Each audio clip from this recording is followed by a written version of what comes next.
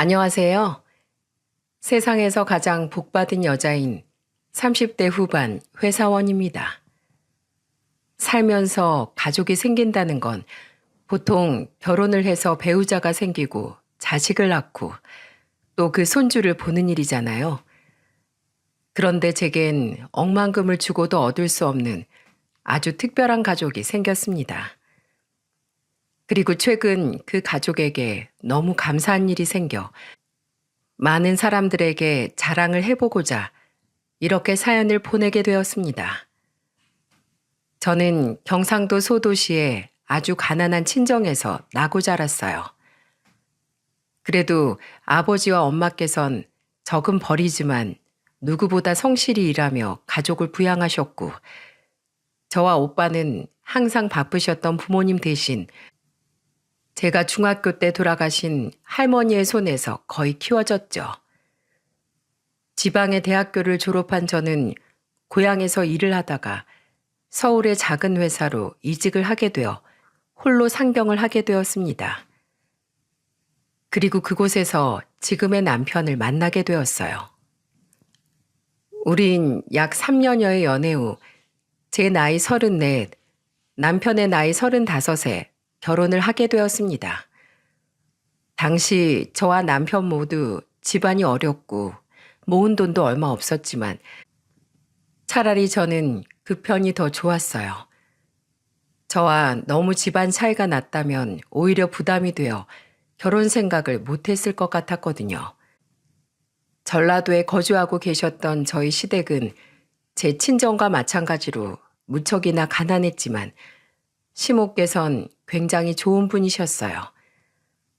남편이 24살이었을 때 시부를 병환으로 떠나보내시고 둘이서 해오던 작은 구멍가게를 하루도 쉬지 않고 운영해 왔다던 시모께선 저를 처음 본 날 제 손을 잡고 눈물을 글썽이셨습니다. 미안하다 아가. 남의 집 귀한 딸을 데려오는데 내가 너무 해줄 것이 없구나. 아니에요 어머님. 저희 집도 사정이 어려운 건 마찬가지인걸요. 그리고 없이 시작해서 하나하나 살림을 늘려가는 것도 인생의 행복 중 하나라고 하잖아요. 시모는 고맙다며 제 손을 연신 어루만져 주셨습니다. 그러더니 화장대 서랍장에서 무언가를 주섬주섬 꺼내시더군요. 시모가 제게 건네준 건 바로 금으로 된 커플링이었어요. 내가 가진 돈 전부 털어서 산 게 고작 이거구나. 자, 내가 끼워주마. 아이고, 손이 곱기도 하지. 이것밖에 못해줘서 정말 미안하다. 미안해. 그래도 내가 너희에게 보탬을 주지 못해도 짐은 되지 않도록 노력하마. 그러니 네 말대로 너희끼리 차곡차곡 모아서 잘 살렴. 시모가 계속 눈물을 지으시자 저는 분위기를 바꿔보려 시모에게 이렇게 말했습니다. 어머님, 옛날에 며느리들이 시집 오면 시어머니가 가락지 같은 걸 물려줬다고 그러더라고요. 그러니까 이 반지는 제가 나중에 며느리 얻으면 대대손손 물려줄게요. 정말 감사해요, 어머님. 아주 소중하게 여길게요. 음에 착한 거 고맙다, 고마워. 참 좋은 분이시죠? 시모와 함께 살며 회사를 다니던 시누이 또한 저를 깍듯하게 윗사람으로 대해주었고 저는 그렇게 아주 선한 새 가족들을 얻게 되었습니다. 이후 남편과 저는 서울 변두리에 신혼집을 구하기 시작했어요. 결혼 전 저희는 원래 각각 반지하 원룸과 고시원에 살고 있었는데 막상 제대로 된 집을 구하려니 서울 집값이 정말 만만치 않더군요. 아파트는 고사하고 빌라 월세조차 저희가 들어가 살기엔 가격이 빠듯했어요. 결국 서울의 집을 샅샅이 뒤지다 겨우 찾아낸 곳이 방 2개짜리의 낡은 주택 월세집이었습니다. 2층짜리 건물의 2층에 위치한 보증금 500에 월세 70만 원에 아주 저렴한 곳이었죠. 신혼부부요? 잘 왔어.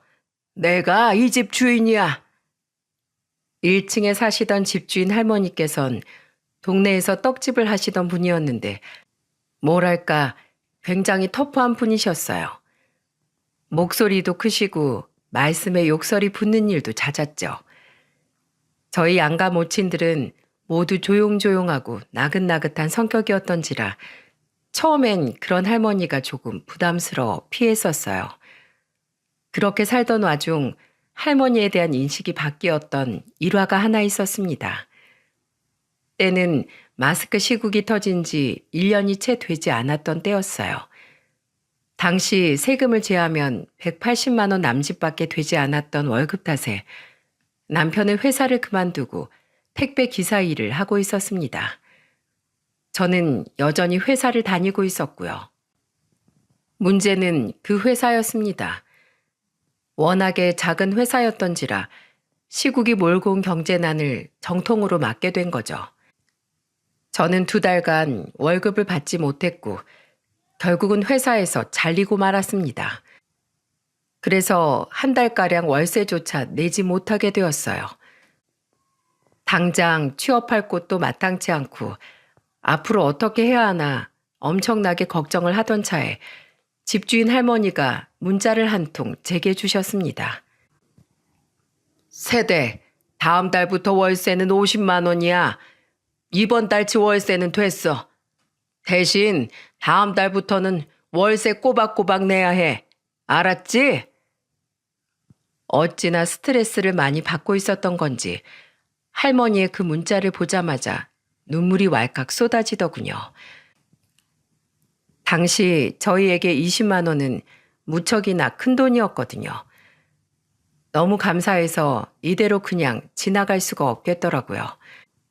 저는 고민 끝에 작은 털장갑 하나를 사들고 할머니의 가게로 향했습니다. 당시엔 아주 추운 겨울이었는데 할머니는 항상 앞마당에 눈을 쓸곤 하셨거든요. 장갑도 끼지 않아 손등이 아주 벌개진 채로 말이죠. 그런 할머니의 손을 볼 때마다 항상 굉장히 시리시겠다 하고 생각했었거든요. 새댁이 여기 무슨 일이야? 저는 장갑이 든 상자를 조심스럽게 내밀며 할머니께 머리 숙여 인사를 했어요. 할머니, 감사합니다. 요즘 시국이 시국인지라 전 회사에서 잘리기까지 해서 사정이 정말 좋지 않았거든요. 저희 진짜 열심히 살겠습니다. 이 은혜 정말 잊지 않을게요. 뭘 이런 걸 다 사왔어? 육실을? 아, 이거 미안해서 친절을 베풀 수가 있겠어? 그냥 잘 살아만 주면 돼. 나도 세대까지 그런 시절이 있었어. 어떻게든 살아보려고 아등바등 진짜 아유 그때만 떠올리면 난 자다가도 벌떡 일어난다니까. 그래도 지금은 돈이야 좀 가지고 있지만서도 사실 그때가 그립네. 그때는 청춘이었지 않은가. 유일하게 돈 주고도 못 사는 게 청춘이야. 너무 돈에 얽매이지 말고 살아. 언제든 돈 때문에 힘이 들면 나한테 얘기하고. 우리 집으로 이사 와줘서 정말 고마워. 늙음하게 사람하고 이야기하는 기쁨이 얼마나 큰지 몰라. 할머니는 말투는 좀 거칠어도 속은 참 따뜻한 분이셨더군요. 저는 이후 취업이 잘 되지 않아 편의점 아르바이트를 시작했고 저 때 일을 계기로 할머니에 대한 마음의 벽을 허물게 되어 할머니와 잦은 교류를 하며 지내게 되었습니다. 초반엔 할머니께 초대를 받아 남편과 함께 할머니의 집에서 저녁 식사를 했었어요. 그런데 남편은 조금 부담스러운 기색을 내비치더군요. 마음은 감사하지만 어르신의 호의를 매번 받기만 하자니 좀 부담스럽네. 죄송하기도 하고 우리가 지금 딱히 돌려드릴 것도 없는데 말이야. 그런 남편의 마음을 할머니도 눈치채셨는지 이후 할머니는 주로 대문을 지나 2층으로 올라가는 저를 불러세우거나 집에 있는 제게 종종 전화를 걸곤 하셨어요. 세대, 같이 저녁 식사하긴 남편이 부담스러워하는 것 같으니까 이것 좀 가져가서 먹어. 반찬 이것저것 좀 해놨어. 늙은이 혼자서는 다 먹기도 전에 쉬어버릴 것 같아서 그래. 세대, 비가 오는데 파전은 해 먹었는가? 안 먹었어? 에이, 젊은 사람들이 왜 이렇게 낭만이 없어? 그럴 줄 알고 내가 넉넉하게 좀 붙여놨어. 가져가. 세대, 저녁 먹었어? 아, 왜 젊은 사람들이 밥을 제때 안 먹어? 이거 제육볶음이야. 가져가서 먹어. 주로 용건은 반찬을 해놨으니 가져가라는 거였어요. 저는 너무 죄송해 매번 난색을 표했죠. 저는 돈이 없어서 뭔가 드릴 것이 없는데 자꾸 주기만 하시니까 말이에요. 할머니, 왜 자꾸 이런 걸 싸주세요? 힘드시게. 제가 해다 드려도 모자랄 마당해요. 허이구, 그런 소리 말어. 음식은 젊은 사람보다 이 노인네 손맛이 더 좋은 거야. 친정이랑 시댁도 죄다 멀리 지방에 사신다며 노인네들이 자식들이 험난한 서울에 떨궈두고 얼마나 걱정이 많으시겠어. 내가 부모 같은 마음으로 챙겨주는 거니까 이 늙은이 민망하게 하기 싫으면 잔말 말고 받아. 요새 말로 츤데레라고 하죠. 그런 할머니의 마음이 너무 고마워 저는 말과 행동으로나마 할머니한테 보답하려 노력했죠. 그리고 무뚝뚝한 남편도 언제부턴가 그런 할머니에게 마음을 연 것 같았어요. 당신 오늘은 좀 늦게 들어왔네? 손에 그건 뭐야? 웬 냄비? 주인집 할머니 댁에 전구가 3개나 나갔다고 하길래 사다가 좀 바꿔드리고 왔어. 뭐? 당신이? 아니 웬일이야? 노인네가 어디다 그런 거 말도 못하고 혼자서 얼마나 끙끙 앓았겠어. 혼자서 할 수 있다고 하시는데 같은 집에 젊은 남자가 사는데 뭐하러 할머니한테 그런 일을 시켜? 내가 하면 되지. 아이고 그랬어요? 내 남편 장하다. 착해. 이거나 받아. 됐다고 하는데도 할머니가 고맙다면서 귀엽고 싸주시더라.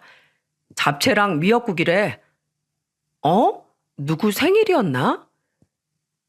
남편이 가져온 냄비엔 김이 모락모락 나는 미역국이 한가득 담겨 있었어요. 함께 가져온 반찬통에 담긴 잡채도 만든 지 얼마 되지 않아 보였고요. 남편과 저녁을 다 먹은 뒤 저는 냄비와 반찬통을 씻어 집에 있는 귤 한 봉지를 가지고 할머니 집으로 내려갔습니다. 할머니, 저예요. 응? 아니, 이 시간에 웬일이야? 아까 남편 통해서 주신 미역국이랑 잡채 잘 먹었어요. 이거 귤 좀 드세요. 아이고, 고마워라. 잠깐 들어와. 할머니께선 그런 저를 집 안으로 부르시더군요. 저는 별 생각 없이 들어가 빈통을 주방에 내려놓으며 물었죠.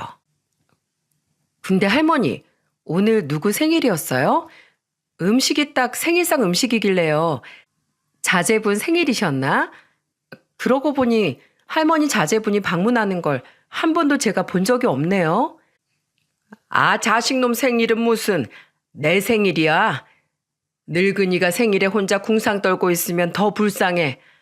그래서 내 생일 나라도 축하해 주려고 소고기 잔뜩 넣고 미역국도 끓이고 잡채도 해서 아주 푸짐하게 먹었지.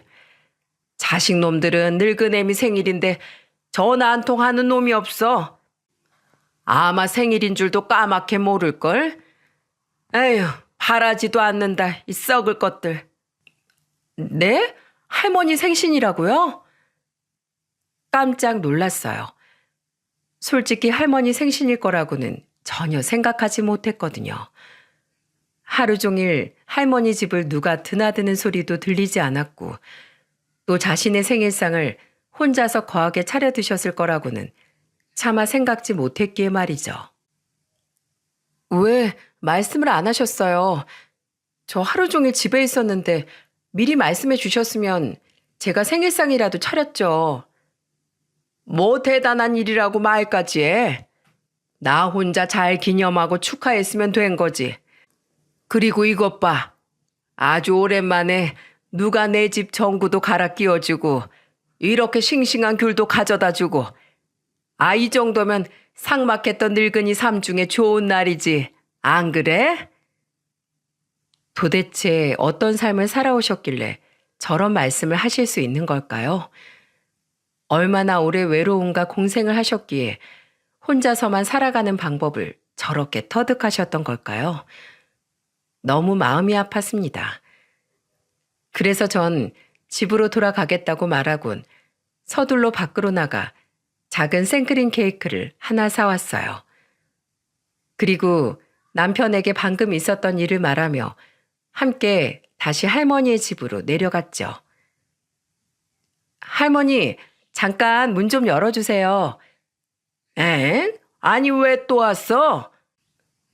그리고 할머니가 문을 열자마자 저와 남편은 큰 초 한 개가 꽂힌 케이크를 들고 생일 축하 노래를 부르기 시작했습니다. 그때 남편의 잔뜩 어설픈 노래가 얼마나 웃겼는지 몰라요. 그냥 할머니라고 부르면 될 것을 자기도 어색했는지 글쎄 뭐라고 했는지 아세요? 생일 축하합니다. 생일 축하합니다. 집주인님, 생일 축하합니다. 사랑하는 이라는 부분은 대충 얼버무리고 거기서부터 뭔가 꼬였는지 할머니도 아닌 집주인님이라뇨. 제가 너무 웃겨서 박장대소를 하는데 할머니가 갑자기 흐느끼시는 게 아니겠어요?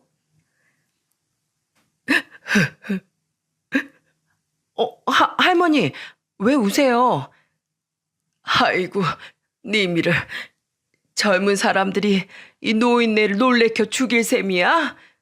내 나이엔 이런 감동 함부로 주면 안 돼. 심장마비 걸린다고. 그렇게 말씀하시면서도 결국 할머니는 한동안 눈물을 멈추지 못하셨어요. 저는 괜히 저까지 울컥해져 할머니를 꼭 안아드렸고 곰 같은 남편은 옆에서 거리다가 로봇처럼 삐걱대며 할머니의 어깨를 톡톡 두드리더라고요. 이건 뭐 하는 거야? 시비 거는 거야? 남편의 어색한 손짓에 할머니는 그제야 눈물을 멈추고 웃음을 터뜨리셨어요. 그리고 그날 우리 셋은 할머니의 집에서 처음으로 같이 귤에 반주도 한잔하며 시간을 보냈죠. 하지만 차마 할머니의 자식들은 왜 할머니를 찾아오지 않는 건지, 할머니는 어떻게 살아오셨는지에 대해서는 묻지 못했습니다. 가벼이 묻기엔 할머니의 과거의 무게가 많이 무거워 보였기 때문에요. 그러던 어느 날이었습니다. 남편과 오랜만에 1박 2일로 가평 여행을 다녀왔었어요. 할머니께도 같이 가자고 권해봤지만 할머니는 장사를 해야 한다며 한사코 거절하셨죠. 그리고 여행을 다녀온 지 3일이 지났는데 거의 이틀에 한 번꼴로 1층에서 저를 부르시던 할머니께서 웬일로 통 연락이 없으시더라고요. 제가 전화를 해도 받지 않으셨고요. 첫날에는 그저 오늘 장사를 조금 오래 하고 들어오시나 보다 생각했고, 둘째 날에는 어디 외출을 하셨나 했습니다. 하지만 3일째가 되자 뭔가 이상하더라고요. 분명 저녁에 보니 집에 불은 계속 켜져 있었는데 말이죠. 그래서 저는 3일째 되던 날 편의점 오전 아르바이트를 마치고 집으로 올라가기 전 할머니의 집 문을 두드렸습니다. 할머니, 안에 계세요? 대답은 들려오지 않았어요. 하지만 문에 귀를 잘 기울여 보니 TV 소리가 들리더군요. 낮이었는데도 여전히 불은 환하게 켜져 있었고요. 뭔가 이상했던 저는 할머니께 다시 전화를 걸어보았습니다. 그리고 문의 귀를 더 가까이 대보았어요. 집안에서 역시나 할머니의 휴대전화 벨소리가 울리더군요. 하지만 끝까지 할머니는 전화를 받지 않으셨죠. 불안함이 몰려왔습니다. 할머니께서 저를 이렇게까지 피하실 이유가 없었거든요. 안에서 무슨 일이 나도 난 것 같았죠. 저는 서둘러 119에 전화를 걸었습니다. 여보세요? 거기 119죠? 저희 주인집 할머니 집에 무슨 일이 생긴 것 같아요. 네, 할머니께서 연세가 좀 있어서 혹시 모르니까 빨리 좀 부탁드릴게요. 소방대원분들은 시간이 얼마 지나지 않아 도착을 했고 곧바로 할머니 집의 문을 강제로 열고 집 안으로 들어갔어요. 저 또한 조마조마한 마음으로 소방대원들의 뒤를 따라 들어갔고요. 그리고 안방에서 발견된 할머니의 모습은 제게 엄청난 충격을 안겨주었습니다. 저는 너무 놀라 입을 틀어막고 말았죠. 아, 할머니! 할머니는 얼굴과 온몸에 멍이 가득한 채로 방 안에 쓰러져 계셨어요. 할머니는 곧장 응급실로 옮겨졌습니다. 병원에서는 함께 온 제게 보호자냐고 묻더라고요. 보호자요? 아, 자식은 아닌데, 네네. 같은 집 사는 세입자예요. 저희 주인집 할머니세요. 이럴 줄 알았으면 진즉에 할머니 자제분들의 연락처라도 알아놓을 걸 그랬다 싶어 후회가 되더군요. 다행히 할머니는 몇 시간 후 정신을 되찾으셨습니다. 할머니, 이게 대체 어떻게 된 거예요? 얼굴은 왜 이러시고 이 많은 멍은 다 뭐고요? 대체 무슨 일이 있으셨던 거예요? 네? 하지만 저의 최근에도 할머니는 깨어난 이후로 계속 아무 말씀도 없이 서럽게 울기만 하시더라고요. 할머니, 울지만 마시고 말씀을 좀 해보세요. 집에 도둑이라도 들었던 거예요? 네? 아니다. 아니야. 아니, 그럼 대체 무슨 일인데요? 제가 계속해서 묻자 할머니는 그제야 입을 여시더군요. 그런데 드디어 열린 할머니의 입에서는 왜인지 저에 대한 원망이 흘러나왔습니다. 날 그냥 죽게 내버려 두지. 왜 날 구했어? 이 쓸모없는 늙기만 한 목숨 그냥 이대로 끊어지게 두지. 뭐하러 날 구했냐고. 살고 싶지 않았는데 도대체 왜? 그리고 할머니에게 처음으로 듣게 된 할머니의 사연은 정말로 충격적이었어요. 저는 듣는 내내 경악을 감추지 못했어요. 내 슬아의 아들놈이 둘이야. 둘째 놈은 그나마 멀쩡했는데 첫째 그놈이 누굴 닮았는지 나이를 먹을수록 개차반이 되었지. 맨날 술에 도박에 유치장 신세도 몇 번이나 졌어. 그래도 내 자식이니 열심히 그놈 뒷공무니를 쫓아다니며 말리기도 하고 화를 내보기도 하고 나중엔 제발 정신 차리라며 애원까지 해봤지. 그래도 오히려 심해지면 심해졌지 나아지는 건 없더라고. 할머니는 눈물을 뚝뚝 흘리며 자식들의 이야기를 시작하셨어요. 얘기하는 중간중간 목이 많이 메셨는지 몇 번이나 침을 삼키시며 말을 잠시 멈추셨죠.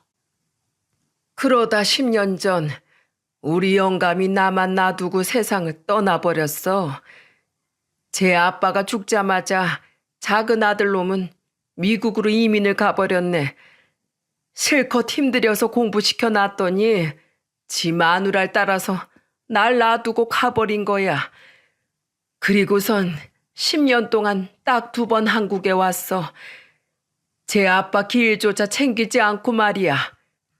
결국 이곳엔 나랑 망나니 같은 큰아들놈만 남고 만 거지. 그리고 할머니를 이렇게 만든 건 바로 도박에 빠져 살던 큰아들이라고 했습니다. 하필 저와 남편이 여행을 가느라 집을 비웠던 그날 술에 취한 할머니의 큰아들이 집으로 찾아와 돈을 내놓으라며 행패를 부렸던 거였어요. 그럼 그동안 계속 큰아드님이 할머니한테 찾아와 돈을 가져가셨던 거예요? 그런데 왜 저는 한 번도 그런 소란을 못 들었죠?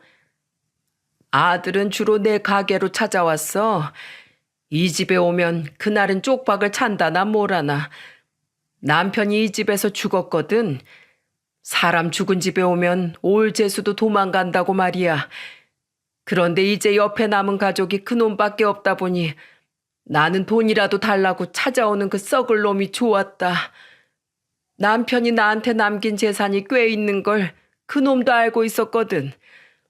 누군가 내게 찾아오면 아직 내가 산송장이 아니고 살아있구나 싶었지. 그래서 내가 그놈한테 갖은 욕을 퍼부으면서도 줬어. 돈 말이야. 그런데 얼마 전엔 그놈이 글쎄 사람을 때렸더라고. 돈을 잃고 제 분을 못 이겨서 그랬다는데 그제야 내가 얼마나 어리석었는지 깨달았지. 내가 내 외로움 때문에 아들놈을 더 망치고 있었던 거야. 내가 계속 줬던 돈이 아들의 인생을 좀먹고 있던 것도 모자라서 이젠 다른 사람 인생까지 망치게 생겼다는 걸 알아버린 거지. 그래서 그 뒤론 아무리 찾아와서 지랄 법석을 떨어도 돈을 안 줬어. 그러니까 새댁하고 새댁 남편이 가평에 간다고 이야기했던 날 그놈이 그렇게 오기 싫어하던 이 집에 술까지 먹고 쳐들어와서 돈 달라고 나한테 아주 발광을 했던 거야. 내가 절대로 못 준다니까 술 취한 그 망할 놈이 결국 나한테 이런 짓까지 저지른 거지. 들을수록 기가 차더군요. 어떻게 자식이 부모한테 그런 짓을 저지를 수 있단 말입니까? 말을 마친 할머니는 다시 서럽게 울기 시작하셨고 저는 멍투성이인 할머니의 몸을 차마 아프실까 껴안지도 못하고 그저 손만 계속해서 어루만져 드렸습니다. 내가 인생을 잘못 살았어. 자식 농사도 망치고 영감마저 일찍 보낸 마당에 더 이상 살 의미가 뭐가 있냔 말이야. 지겹다 지겨워. 이놈의 인생은 쓸데없이 왜 이리 길어서 나한테 이렇게까지 시련을 주나. 항상 강한 척 하시던 할머니의 약한 모습에 가슴이 미어졌습니다. 저는 우선 할머니를 병원에 입원시켰어요. 집에서 혼자 회복하기엔 몸 상태가 좋지 않다는 의사의 말에 말이죠. 저는 아르바이트를 하던 편의점 사장님과 남편에게 따로 연락을 하고 짐을 싸서 보호자 자격으로 할머니의 병실에서 함께 지내게 되었죠. 요즘은 어떤지 모르겠지만 당시엔 마스크 시국 때문에 검사를 마친 보호자 한 명만 함께 병실에서 지낼 수 있었거든요. 그리고 저는 할머니께 간곡하게 말했습니다. 할머니, 언제까지 이렇게 사실 거예요? 그 큰아들이 또 언제 이 집에 와서 그 난리를 칠 줄 알고요. 안 되겠어요, 할머니. 일단 우리 진단서부터 끊어요. 우리 큰아들 신고하자고요. 할머니 연세도 있으신데 그 사람이 또 와서 이렇게 행패 부렸다간 할머니 정말 죽을지도 몰라요. 누군가는 제게 오지랖을 부렸다고 생각하실 수도 있겠지만 그래도 전 차마 할머니의 일을 못 본 척 할 수가 없었어요. 왜냐하면 제 친할머니 생각이 났거든요. 게다가 저는 돈도 없고 힘도 없고 잘난 거 하나 없지만 하나는 확실히 알고 있었습니다. 사람으로 태어나 절대 하지 말아야 될 일 중 하나가 바로 폐륜이라는 것을 말이죠. 할머니는 제 말에 입을 꾹 다물고 아무 말씀도 하지 않으셨어요. 저는 너무도 답답했지만 그래도 어쩌겠습니까? 부모와 자식 간의 일인데 제가 그 이상으로 뭔가를 강요할 수도 없는 노릇이었으니까요. 그렇게 답답한 마음으로 일주일의 시간을 보내고 난 후였습니다. 하겠네, 세대. 네? 뭘요? 아들놈 신고 말이야. 병원에 얘기해서 진단서 끊고 새댁 말대로 신고할라네.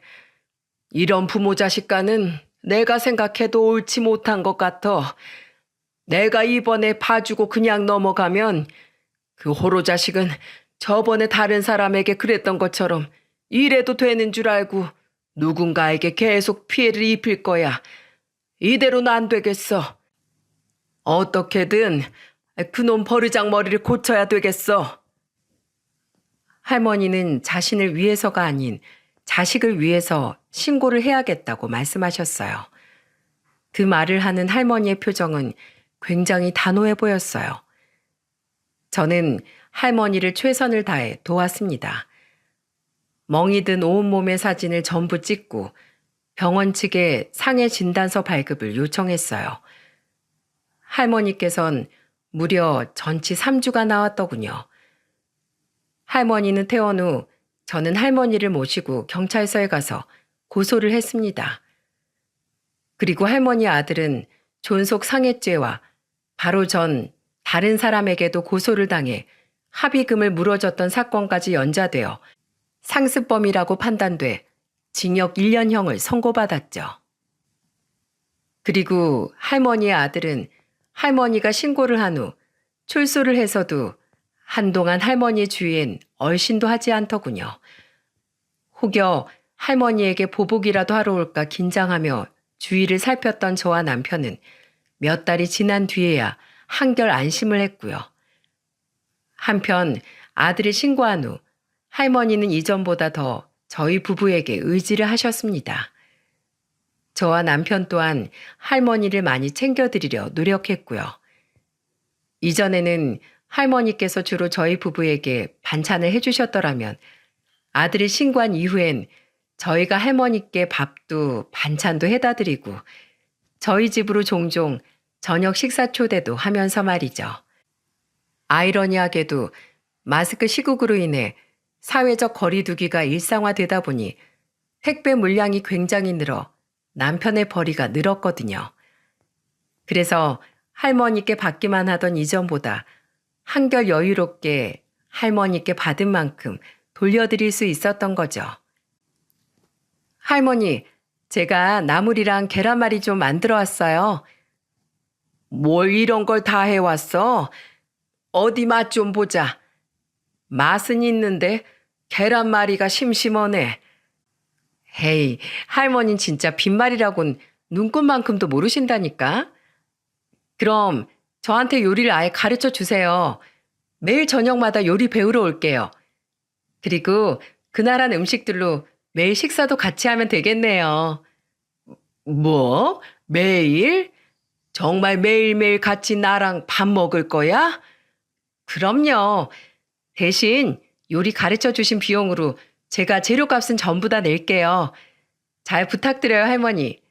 할머니 덕에 저도 요리왕으로 거듭 좀 나볼게요. 아이육씨를 5번은? 할머니는 투덜거리셨지만 이브님이 환하게 웃고 계셨어요. 이후로 저는 정말로 매일같이 음식을 배운다는 핑계로 할머니 집에 찾아갔고 남편이 퇴근하고 나면 항상 셋이 모여 저녁을 먹었답니다. 할머니는 괜히 귀찮다고 말씀하셨지만 그것도 한때였을 뿐 언제부턴가 저녁만 되면 당연하게 현관문을 열어두셨어요. 저와 남편이 언제고 편하게 들어올 수 있게 말이죠. 이후 어버이날에 저는 할머니를 위해 몰래 집에서 진수성찬을 차렸습니다. 남편에겐 들어올 때 카네이션 한 송이를 꼭 사오라고 말해두었고요. 남편과 제가 일을 쉬지 못해 저희 시댁과 친정 부모님께는 전화와 용돈만 따로 보내드릴 수밖에 없었거든요. 오늘은 왜 내 집으로 안 내려오고 여기로 날 불러? 짜잔! 할머니, 카네이션 받으세요. 이게 다 뭐야? 할머니는 얼굴이 새빨개진 남편이 불쑥 내민 카네이션 꽃바구니를 보고 눈이 커다래지셨습니다. 뭐긴요.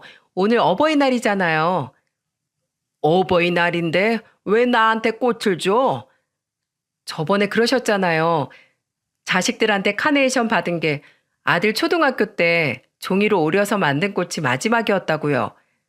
그리고 또 저희한테 말씀하셨죠? 부모 같은 마음으로 매번 저희 부부한테 베풀어 주시는 거라고요. 그래서 저희도 자식 같은 마음으로 준비했어요. 할머니가 좋아하신다는 굴비도 큰맘 먹고 사서 구워놨어요. 할머니는 카네이션을 받아드시고는 한참 동안 물끄러미 바라보시다가 이내 눈물을 펑펑 쏟기 시작하셨습니다. 어쩜 이렇게 날 계속 울려? 내가 태어나서 처음 받아본 진짜 카네이션이야. 항상 남이 받은 걸 부럽게 바라보기만 했었는데 말이야. 이 꽃이 이렇게 향이 좋은 꽃이었네 그려. 고마워. 참으로 고마워. 이제 어느 정도 할머니의 눈물에 익숙해진 저는 그저 웃으며 할머니를 달래드렸습니다. 남편 또한 조금 뚝딱이긴 했지만 이번엔 제대로 할머니를 안아드리더군요. 처음 안겨본 남편의 품에 할머니는 조금 놀라시는 것 같더니 이내 아예 엉엉하고 목을 놓아 우시더라고요. 덕분에 저와 남편의 눈가까지 찡해져 결국 우리 셋은 그날 눈물과 콧물 맛이 섞인 진수성찬을 먹어야 했습니다. 그리고 그날 이후 할머니는 더 이상 제게 새댁 남편이라고 부르지 않고 이름을 부르기 시작하셨어요. 덕분에 우리 셋은 한결 더 가까워질 수 있었죠. 이후 시간이 흘러 남편과 제가 할머니의 집에 새들어 산 지 3년이라는 시간이 흘렀습니다. 그새 저희 부부에겐 아주 기쁜 소식이 있었어요. 바로 제가 일한성 딸 쌍둥이를 출산한 거죠. 아이고 예쁜 것들 어쩜 이리 작을꼬. 한 명은 영애널 닮고 한 명은 도철이를 쏙 빼닮았다. 너희 양가 부모님께서도 무지하게 좋아하시지? 좋아하시다 뿐이에요. 양가 부모님 다 애들한테서 눈을 한시도 못 떼시던걸요? 부모 마음이라는 게 다 그런 거야. 오구. 이것 봐라. 하도 봐서 그런지 얘네도 날 알아본다. 아이고 저 웃는 것 봐라. 너희 자식들 아니랄까봐 아주 천사 같아. 할머니는 마치 친손주를 보듯 저희 딸들을 예뻐하셨어요. 심지어 입에 거의 달고 사시던 욕설마저 뚝 끊어버리셨죠. 애들 귀에 상스러운 말이 들어가게 하면 안 된다면서요.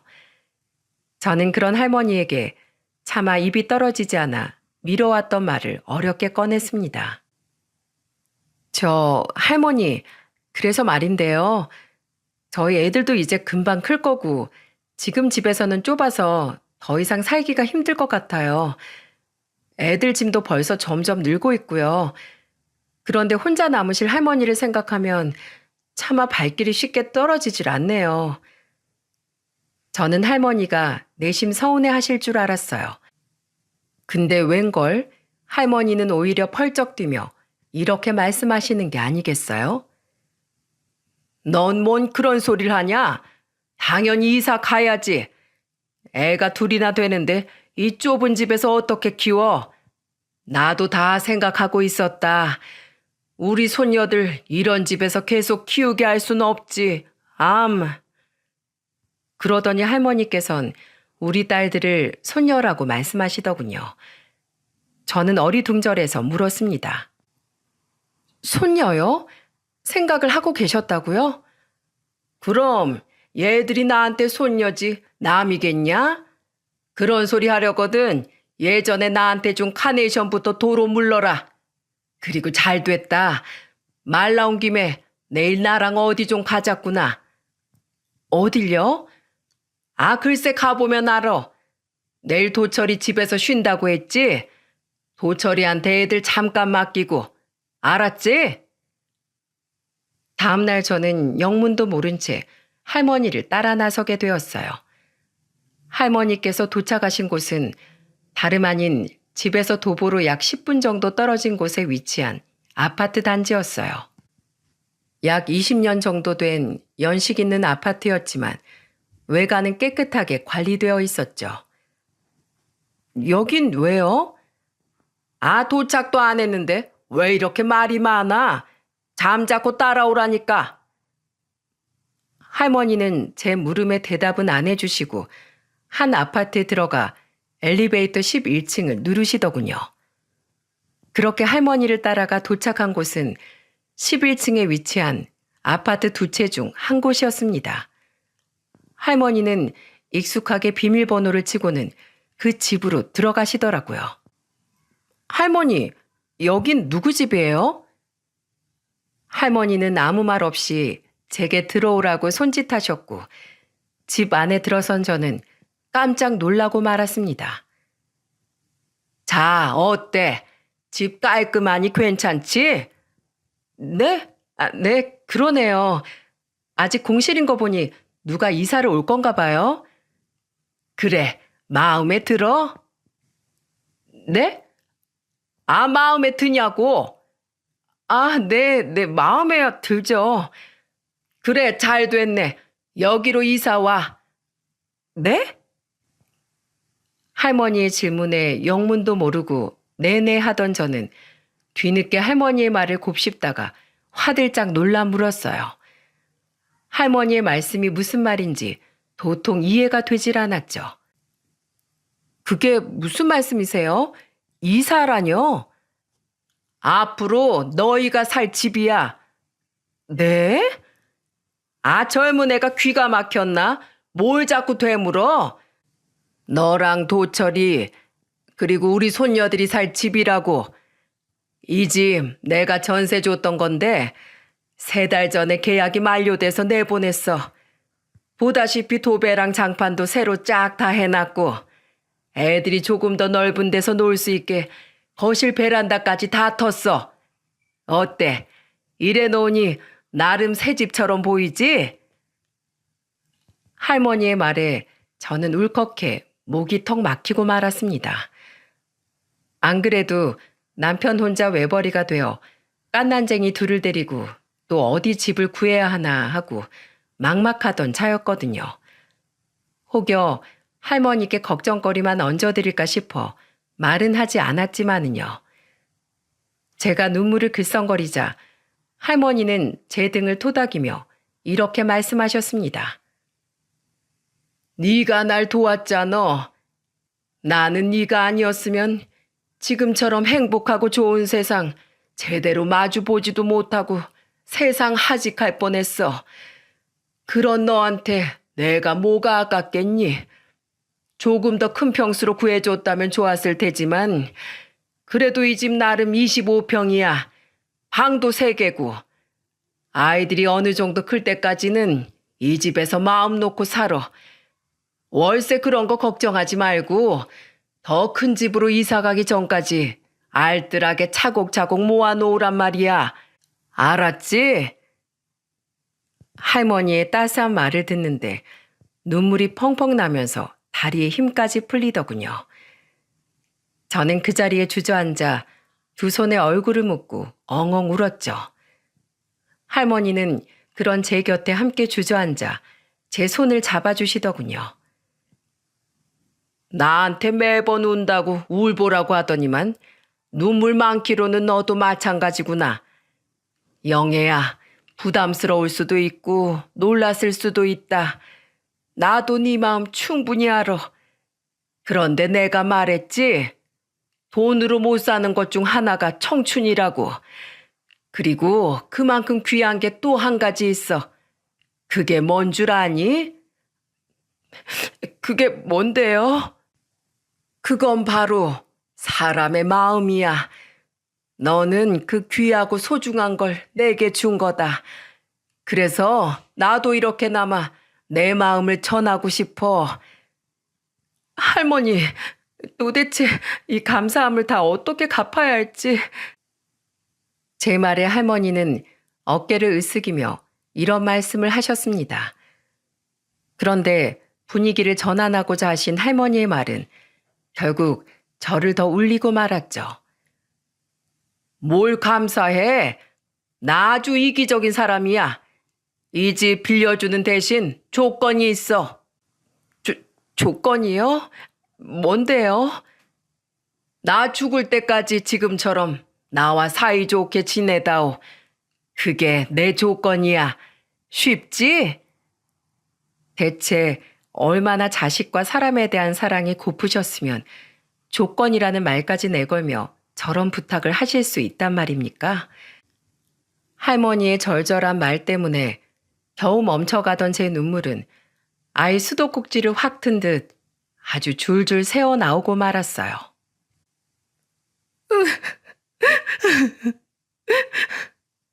아이구야, 그만 울어. 누가 보면 내가 이 집을 준 게 아니라 너한테서 빼앗은 줄 알겠어. 그렇게 남편과 전 그 다음 주에 할머니 아파트로 이사를 가게 되었습니다. 감사하게도 이삿날 딸들은 할머니께서 보살펴 주셨죠. 이사를 마치고 집을 둘러보는데 웬걸 이번에 남편의 눈에 눈물이 고여있지 뭡니까? 뭐야, 당신 울어? 아니야, 울긴 누가 울어? 에이, 눈물 고였는데? 그렇게 좋아?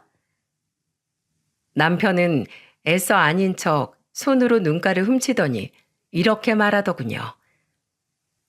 나 태어나서 아파트에 처음 살아봐. 여보, 나 정말 열심히 살 거야. 할머니가 우리에게 벌어주신 세월 절대 헛되이 쓰지 않을 거라고. 저는 그런 남편을 꼭 안아주었어요. 저 또한 남편과 같은 마음이었거든요. 그렇게 아파트로 이사를 온 지도 벌써 1년이라는 시간이 흘렀네요. 저희 안가 부모님께선 아파트에 와보시고는 집주인 할머니를 찾아가 연신 고맙다며 인사를 하셨답니다. 아유, 나 부끄럽게 그만들 좀 하시오. 제가 애들한테 준 것보다 애들이 저한테 준 게 훨씬 큽니다. 그리고 그날 네 분께서는 우리에게는 집으로 돌아가라고 하시더니 글쎄 마음이 맞으셨는지 할머니 집에서 함께 화투도 치시고 약주도 하셨더라고요. 할머니 집에서 하룻밤 주무시기까지 하고요. 이후에도 서울에 올라오실 때면 친정 부모님과 시모 이렇게 세 분은 항상 할머니의 집에서 꼭 하루씩 놀다가 주무시고 가십니다. 심지어 결혼해 경기도에 살고 있는 친정 오빠와 시누이를 보러 올 때까지도 지나가는 길이라며 핑계 삼아 할머니께 꼭 들르곤 하신다니까요. 할머니는 제게 넌지시 노년에 친구가 셋이나 생겨 참 좋다며 제게 고맙다고 말씀하시더라고요. 그리고 제게 최근 좋은 소식이 생겼습니다. 마스크 시국이 점차 잦아들자 상황이 조금 회복된 전 회사에서 제게 다시 복직 제안을 한 거예요. 그때 당시 그렇게 내보내게 되어 참으로 미안했다고요. 하지만 아직 딸들이 어려 제가 고민하자 할머니는 이렇게 말씀하시더군요. 어머, 얘 봐라. 아니 왜 그런 걱정을 하고 있어? 내가 있는데. 너 출근해 있는 동안 내가 와서 봐주마. 근처 사는 할머니 뒀다가 어디다 쓰니? 네? 하지만 할머니 연세도 있으시고 떡집도 있잖아요. 아서라. 요새 사람들이 떡을 잘 사 먹지도 않아서 안 그래도 내가 가게 접으려고 내놓은 참이야. 이제 장사도 안 하면 심심해서 어떻게 사나 하던 참이었는데 잘 됐어. 늙은이 노년에 심심하진 않겠구나. 이 얼마나 감사한 말입니까? 그럼 월급에서 얼마씩이라도 드리겠다던 제 말에 할머니는 코웃음을 치셨어요. 돈? 아이고, 얘, 나 아직 돈 많다. 내가 그 코 묻은 돈을 어떻게 받니? 그 돈 잘 모았다가 네 딸들 대학 갈 때 등록금에나 보태주렴. 나 이래봬도 나름 돈 많은 할머니야. 참 당차고 유쾌하신 분이죠. 이런 분도 망나니 자식 앞에선 한없이 약해지는 부모였다는 게 참 신기할 따름입니다.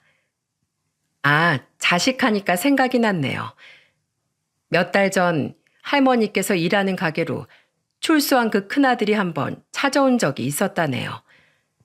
그 말을 듣고 저는 너무 놀라 할머니한테 물었죠. 그래서요? 그놈이 또 돈 달래요? 그래서 주셨어요? 하지만 할머니의 입에서 나온 말은 굉장히 저를 통쾌하게 만들었어요. 내가 미쳤니? 그 돈 모아서 차라리 너희한테 주겠다. 그 쌍놈의 자식, 내가 눈물을 머금고 감옥까지 보냈건만 아직도 정신을 못 차렸어. 내가 싫다니까 또 나쁜 손버릇이 나오려고 하길래 내가 확 열이 받아서 옆에 있던 떡을 그놈 얼굴에 뭉개버렸다. 그리고 소리를 지르면서 냉큼 경찰에 신고를 했어. 사람들이 모여들고 마침 근처에 있던 순찰차가 우리한테 곧장 달려오니까 아주 꽁무니를 빼더라고. 내가 그 뒤에 대고 또 한 번 돈 달라고 찾아오면 그때 뭉개지는 건 떡이 아니라 니놈 얼굴일 거라고 소리를 질렀다. 에휴, 내 팔자야. 그놈은 대체 언제 정신을 차릴지 원. 할머니는 한탄을 하셨지만 저는 속으로 너무 웃겨 죽는 줄 알았습니다. 떡에 뭉개지는 그 아들의 얼굴을 상상하니 말이죠. 그렇게 전 감사하게도 할머니께 딸들을 맡기고 이번 달부터 복직을 해 다시 회사원이 되었답니다. 남편도 저도 할머니께 감사해 주말이면 꼭 집으로 모셔 할머니를 극진히 대접하곤 해요. 할머니는 이러지 않아도 된다고 말씀은 하시지만 굉장히 좋아하시고 있다는 사실을 저는 알고 있습니다. 여러분, 조금만 주위를 둘러보면 별것 아닌 여러분의 인사 한마디를 기다리고 있는 이웃들이 참 많습니다. 언제든 마음을 건네면 두 배로 자신의 마음을 건네줄 마음 따뜻한 이웃들이 말이죠. 그러니 오늘 현관문을 나서다 옆집 이웃이라도 마주치면 반갑게 인사 한마디 건네보는 거 어떨까요? 또 모르죠. 그 이웃이 여러분이 기다리던 아주 소중한 사람이 될지도요. 그럼 지금까지 제 사연을 들어주셔서 정말 감사합니다. 모두 좋은 하루 보내세요.